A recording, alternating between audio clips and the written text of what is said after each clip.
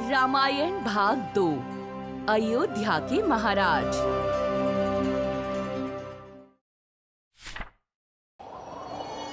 ब्रह्मा की भविष्यवाणी के अनुसार वाल्मीकि ने राम की कहानी की रचना शुरू की।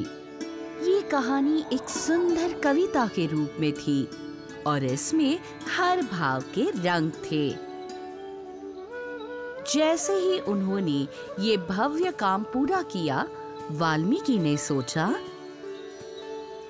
कोई इतना कुशल है जो इस अद्भुत कहानी को पूरी दुनिया में सुना सके।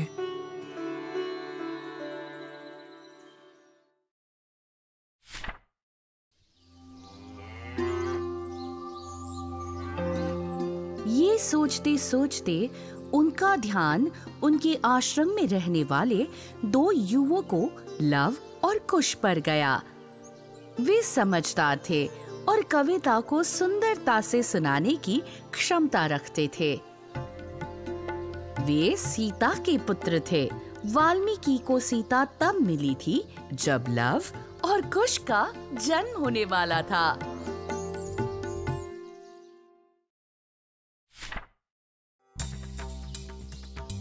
वाल्मीकि ने उन्हें रामायण पढ़ाना शुरू किया। लव और कुश को इस महाकाव्य का एक एक शब्द याद हो गया। उन्होंने रामायण को उत्साह से सुनाना शुरू कर दिया। बड़ी संख्या में लोग उन्हें सुनने के लिए एकत्र होने लगे। वे लोकप्रिय हो गए।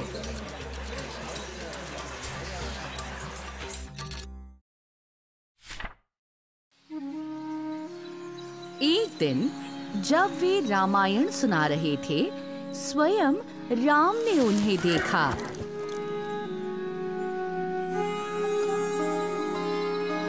राम उनसे बहुत प्रभावित हुए। उन्होंने दोनों युवकों को अपने महल में आमंत्रित किया।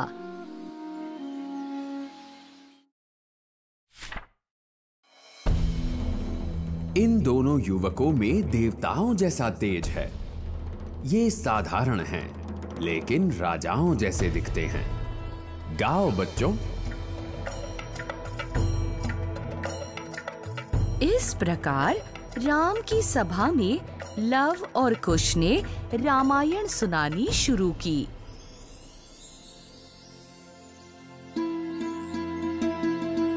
अयोध्या के शासक दशरथ न्यायप्रिय और बहादुर माने जाते थे। अपने महल की खिड़की से उन्होंने सरयू नदी के तट पर स्थित अपनी सुंदर राजधानी कोसल को देखा। उनका राज्य समृद्ध था और उनकी प्रजा संतुष्ट थी।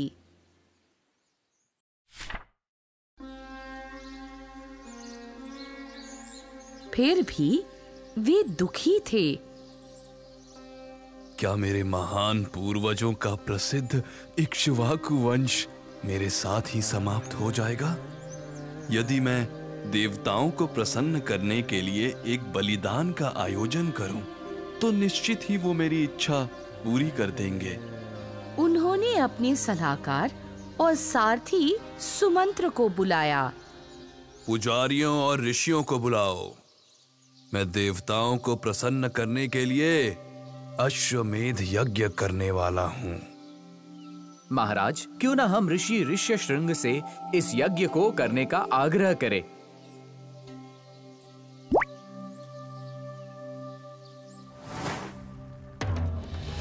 बहुत समय पहले की बात है, जब अंगराज्य अकाल से जूझ रहा था, तब उन्होंने ही देवताओं को प्रसन्न कर राज्य में वर्षा करवाई थी।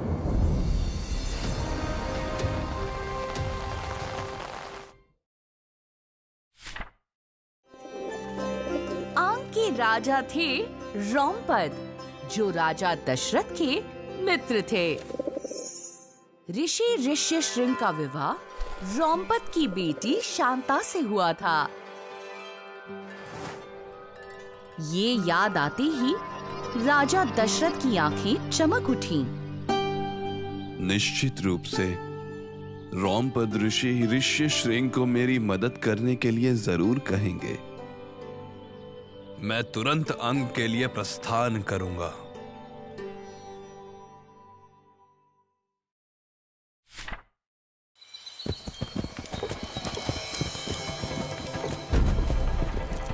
जंगलों और नदियों से कई दिनों तक यात्रा करते हुए राजा दशरथ और उनका दल अंग पहुंचा।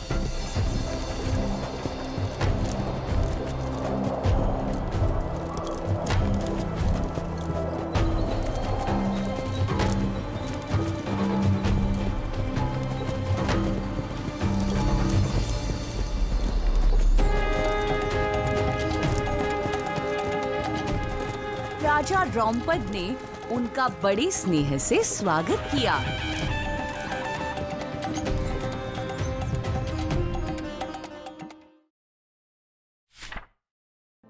राजा दशरथ ने अपने मित्र को सारी बात बताई। मेरा मन अशांत है। मेरी बाद शासन करने के लिए मेरा कोई पुत्र नहीं है। मैं शास्त्रानुसार अश्वमेध यज्ञ करना चाहता हूँ। कृपया करके अपनी पुत्री शांता और ऋषि ऋष्यशृंग को मेरे साथ अयोध्या आने की अनुमति दे। हाँ बिल्कुल। रोमपद ने तुरंत अनुमति दे दी। दशरथ प्रसन्न हुए और उनका हृदय आशा से भर गया।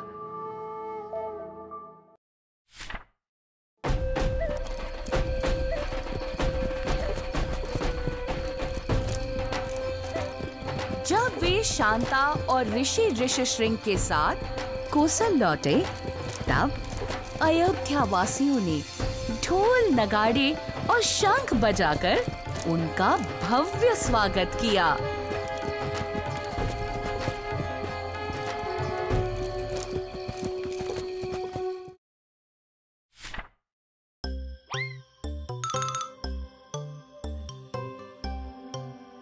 आपको लग रहा होगा कि राजा दशरथ एक बेटे के लिए इतने बेचैन क्यों थे?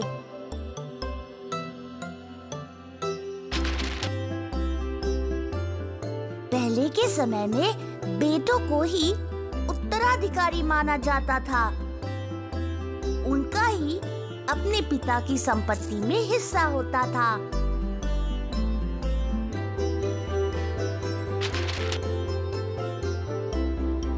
अब ऐसा नहीं है, क्योंकि अब हम बेटियों को भी महत्व देते हैं। आगे इस कहानी में आपको अन्य उदाहरण भी मिल सकते हैं, जो आज की सोच से अलग हो सकते हैं। बदलते समय के साथ सोच और विचार भी बदलते हैं।